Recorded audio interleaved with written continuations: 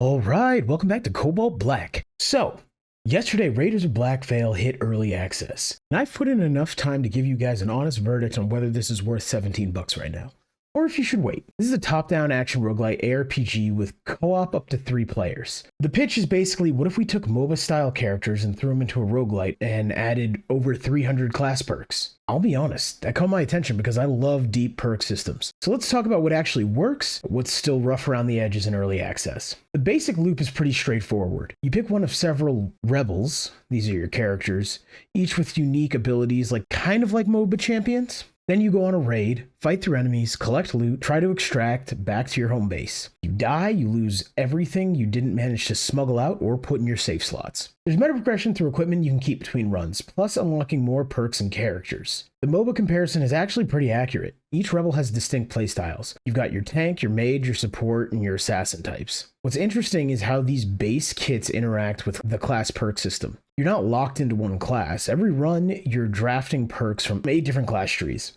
300 plus perks total, which sounds impressive on paper. Alright, so let's get into what works. The build variety is legitimately there. I've had runs where I'm stacking damage over time effects from the warrior and assassin trees, and runs where I'm going full tank with guardian perks while healing myself with priest abilities. The duo perk system rewards you for mixing specific class combinations, which adds another layer to the decision making. You know me, I love it when games let you experiment with builds, and this delivers that up front. The co-op implementation seems like it would be solid. I didn't get a chance to try it myself, but it is 3-player max, and it seems like it would be actually fun with friends. The loot extraction element adds a bit of inventory management to the game to decide on what should be put in your safe slots versus your main inventory and what to extract at the smuggler. Not as punishing as a full extraction game, but it's enough to make you think twice. Combat feels responsive, controls are tight, abilities have weight to them.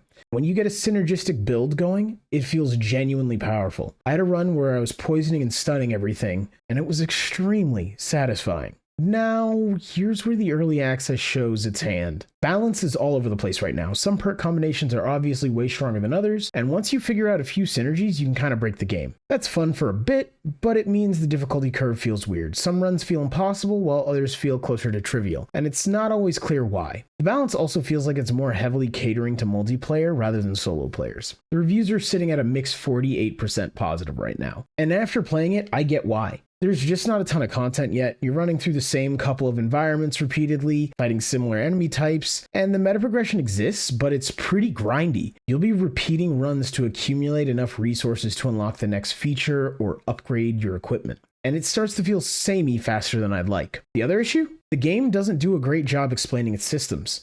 That 300 perk claim is technically true, but the game just kind of throws you into it without much guidance. If you're like me and enjoy figuring things out through trial and error, that's fine. But if you prefer games that teach you their mechanics clearly, this might frustrate you. Also, this is important for early access.